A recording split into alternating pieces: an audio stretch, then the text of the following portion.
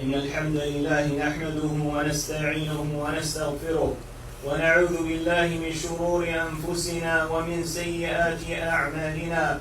من يهده الله فلا مضل له ومن يضلل فلا هادي له، وأشهد أن لا إله إلا الله وحده لا شريك له، وأشهد أن محمدا عبده ورسوله صلى الله عليه وعلى آله وسلم. يا أيها الذين آمنوا اتقوا الله حق تقاته ولا تموتن إلا وأنتم مسلمون. يا أيها الناس اتقوا ربكم الذي خلقكم من نفس واحدة وخلق منها زوجها وبث منهما رجالا كثيرا ونساء، واتقوا الله الذي تساءلون به والأرحام إن الله كان عليكم رقيبا. يا أيها الذين آمنوا اتقوا الله وقولوا قولا سديدا يصلح لكم أعمالكم ويغفر لكم ذنوبكم، ومن يطع الله ورسوله فقد فاز فوزا عظيما. أما بعد، فإن أصدق الحديث كلام الله، وخير الهدي هدي محمد صلى الله عليه وعلى آله وسلم، وشر الأمور محدثاتها، وكل محدثة بدعة، وكل بدعة ضلالة، وكل ضلالة في النار. Indeed, all praise and thanks belongs to Allah subhanahu wa ta'ala. We praise Him, we seek His help, and we seek His forgiveness. We seek refuge with Allah from the evil of ourselves and from the evil of our bad deeds. Whomsoever Allah guides, no one can misguide. And whomsoever Allah misguides, then no one can guide. I bear witness that nothing has a right to be worshipped except for Allah subhanahu wa ta'ala. He's alone and He has no partners. And I bear witness that Muhammad sallallahu alayhi wa ala alihi wa sallam is His slave and His messenger. O you who believe, fear Allah with a fear that is due to Him, and do not die except as a Muslim. O mankind, fear your Lord who has created you from a single person. And from that person He created his wife. And from the two of them He created many men and women. And fear Allah, through whom you demand your mutual rights, and do not cut off family ties. Indeed, Allah is an all-watcher over you. O you who believe, fear Allah, and say that which is correct and upright. If you do this, Allah will rectify for you your deeds, and He will forgive you of your sins. And whosoever obeys Allah and His Messenger has attained a great achievement. As for that which follows, indeed, the most truthful speech is the speech of Allah, the Quran. And the best and the finest of guidance is the guidance of our Prophet Muhammad sallallahu alayhi wa ala alihi wa sallam. And the worst of affairs are the newly invented matters. Every newly invented matter is an innovation in the religion. And every innovation is misguidance. And every misguidance is in the hellfire. Allah Jalla wa ala said in His noble book concerning our Prophet Muhammad sallallahu alayhi wa sallam, لَقَدْ جَاءَكُمْ رَسُولٌ مِّنْ أَنفُسِكُمْ عَزِيزٌ عَلَيْهِ مَا عَنِتُّمْ حَرِيصٌ عَلَيْكُمْ بِالْمُؤْمِنِينَ رَءُوفٌ رَحِيمٌ. The meaning of the verse, indeed there has come to you from amongst yourselves a messenger. And it grieves Him the difficulty that you experience. And He is concerned about your guidance, and He is kind and merciful towards the believers. And because of this mercy, and this compassion, and this great concern that the Prophet ﷺ had for the believers, the Prophet ﷺ used to constantly teach and educate the believers about things that will benefit them in their worldly endeavors as well as in their religion. As it comes in the hadith of Mu'adh radiyallahu anhu, أن رسول الله صلى الله عليه وسلم أخذ بيده. He said that one day the Prophet ﷺ grabbed him by his hand, or he took him by his hand. وَقَالَ يَا مُعَاذ وَاللَّهِ إِنِّي لَأُحِبُّكَ. So the Prophet ﷺ said, Mu'adh, Wallahi, by Allah, I love you. By Allah, I love you for the sake of Allah. فَقَالْ أُوصِيكَ يَا مُعَاذ لَا تَدَعَنَّ فِي دُبُرِ كُلِّ صَلَاةٍ تَقُولُ اللهم أعني على ذكرك وشكرك وحسن عبادتك. he said, I advise you, Mu'adh, that you do not leave off saying at the end of the prayer, O Allah, aid me upon your remembrance, and giving you thanks in your excellent worship. And it's legislated to say the supplication at the end of the prayer right before giving the salam. And the statement of the Prophet sallallahu alaihi wa ala alihi wa sallam, where he said, Allahumma a'inni ala dhikrika, O Allah, aid me upon your remembrance. And dhikrullah, or the remembrance of Allah, is a broad term. And it includes the recitation of the Quran, which is the greatest form of dhikr. Likewise, it includes at-tasbih, wa-tahmeed, wa-tahleel, wa-takbir. It includes the sayings of Subhanallah, walhamdulillah, wa la ilaha illallah, wallahu akbar. And other than this, all of these are ways of remembering Allah subhanahu wa ta'ala. And these are a reason for a person being granted success. Allah Jalla wa ala said, وَاذْكُرُوا اللَّهَ كَثِيرًا لَعَلَّكُمْ تُفْلِحُونَ. And remember Allah in abundance so that you may attain success. And it was stated by Mujahid rahimahullah ta'ala, لا يكون العبد من الذاكرين الله كثيرا حتى يذكر الله قائما وقاعدا ومضطجعا. He said a person will not be one who truly remembers Allah in abundance until he remembers Allah when he's standing up, and when he's sitting down, and when he's lying down. Meaning that he remembers Allah subhanahu wa ta'ala in every circumstance.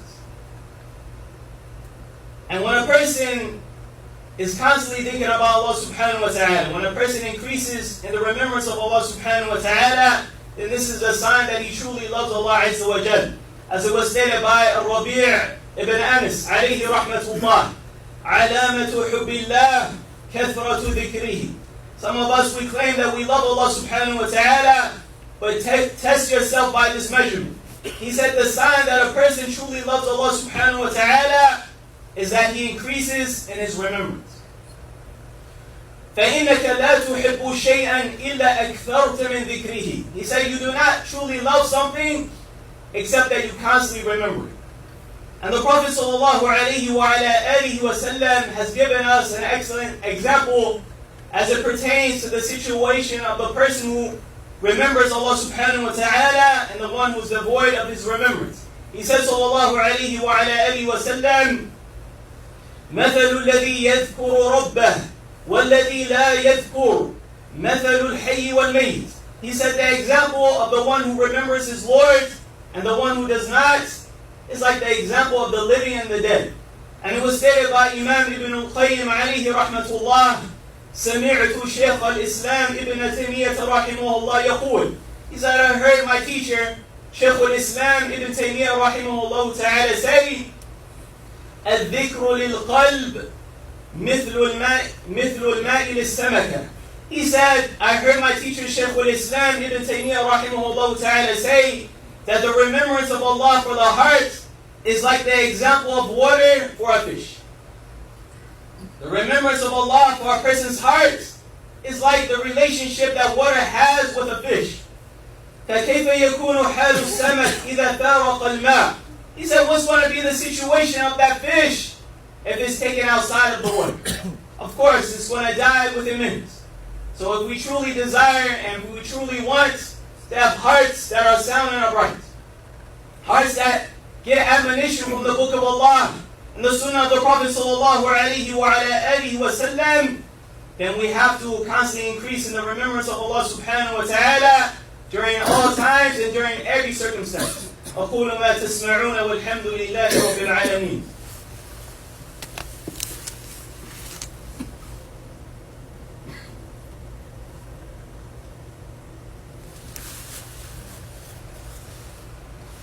الحمد لله رب العالمين والعاقبة للمتقين ولا عدوان إلا على الظالمين وأشهد أن لا إله إلا الله وحده لا شريك له هو يتولى الصالحين وأشهد أن محمدا عبده ورسوله صلى الله عليه وعلى آله وسلم أما بعد. The Prophet صلى الله عليه وسلم said وشكرك, and and showing gratitude are thanks to you. Meaning, oh Allah, aid and assist me in being thankful for the blessings that you have given me that cannot be counted nor enumerated. As he says, Subhanah, وَإِن تَعُدُّوا نِعْمَةَ اللَّهِ لَا تُحْصُوهَا. If you were to count the blessings of Allah, you would not be able to. If a person was to think about all the blessings that Allah has given him from the time that he was born until now, it would not be possible for him to achieve this. And one of the ways that we show gratitude and appreciation to Allah subhanahu wa ta'ala for His blessings is by first realizing and acknowledging that they are blessings. And the greatest of the blessings and bounties that Allah subhanahu wa ta'ala has given us in this world is the blessing of guidance. Being guided to Islam and being guided to the Sunnah of the Prophet sallallahu alaihi wa sallam. How many people live on this earth? From over 8 billion people. And the vast majority of people are disbelievers. They commit shirk with Allah subhanahu wa ta'ala. And then within this 8 billion people, from amongst them are those who say and they ascribe themselves to Islam. And from amongst them, or the vast majority of them, they are upon misguidance and deviation. They are not upon what the Prophet ﷺ and his companions were upon. So the greatest blessing and bounty that Allah has given us is the blessing of guidance. And then comes after this comes the blessing of as-sihha wal-afiyah, wal-amn, the blessing of good health and well-being and security. How many people have terminal, or they have chronic ailments and illnesses, and they cannot even live a good quality of life?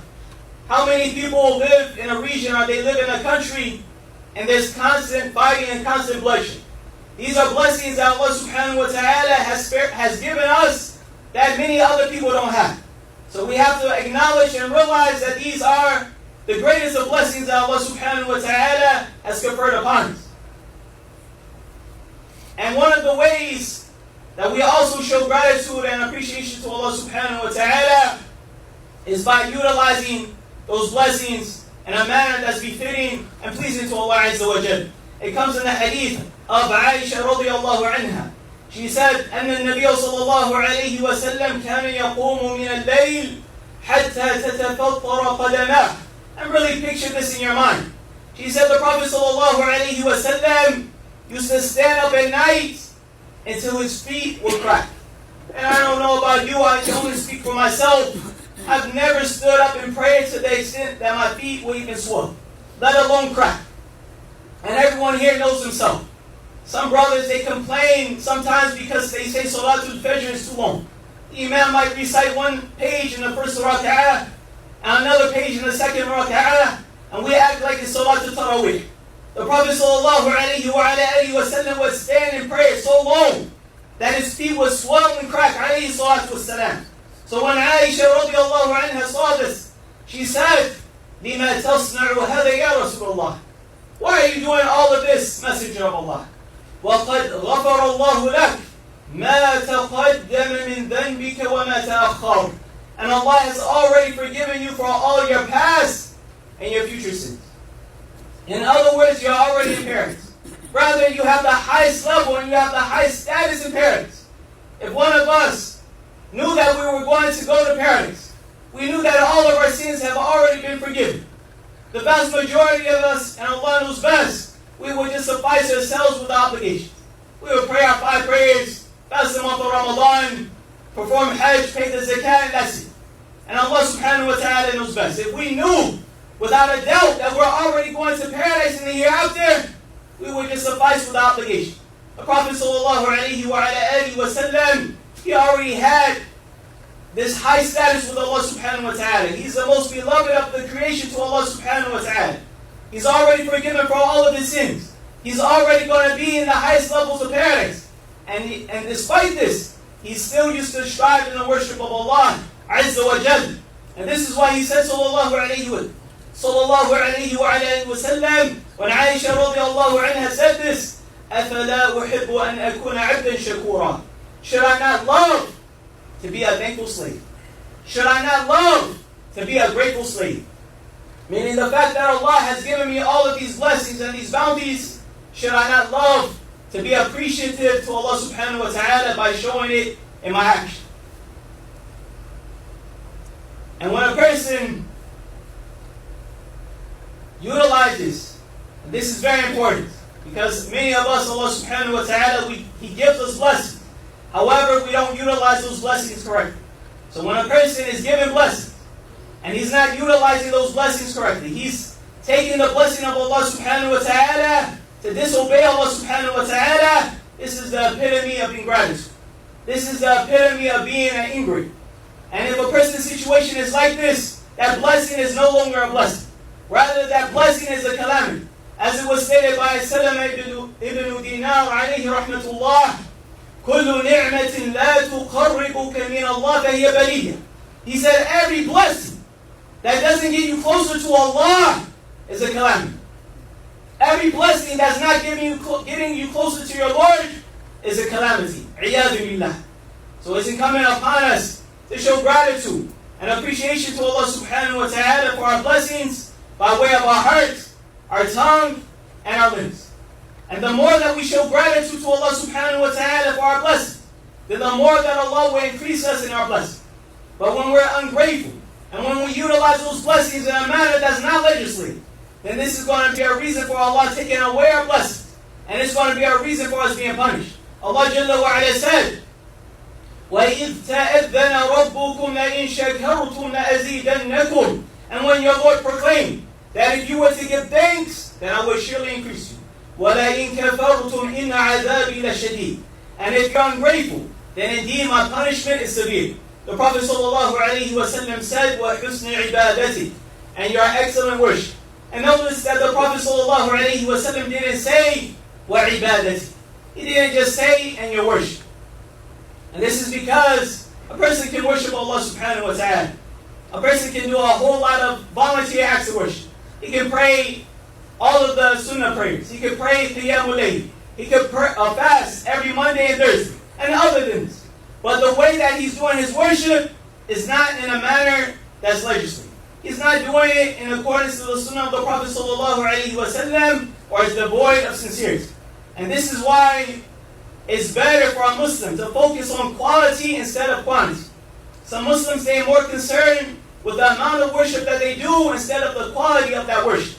And this is why it's better for a Muslim to do less worship that's in accordance to the sunnah of the Prophet ﷺ than to do a whole lot of worship and is devoid of being in accordance to the sunnah of the Prophet ﷺ. As it was said by Ibn Mas'ud radiyallahu anhu, al-iqtisadu fi sunnah khayrun min al-ijtihad fi al-bid'ah. He said, having moderation with regard to the sunnah is better than being diligent as it relates to bid'ah. نسأل الله سبحانه وتعالى أن يوفقنا وإياكم لكل ما يحب ويرضى. We ask Allah subhanahu wa ta'ala to give us all success in that which He loves and He's pleased with. اللهم أعنا على ذكرك وشكرك وحسن عبادتك. ربنا آتنا في الدنيا حسنة وفي الآخرة حسنة وقنا عذاب النار. وصلى الله وسلم وبارك على نبينا محمد وعلى آله وصحبه وسلم.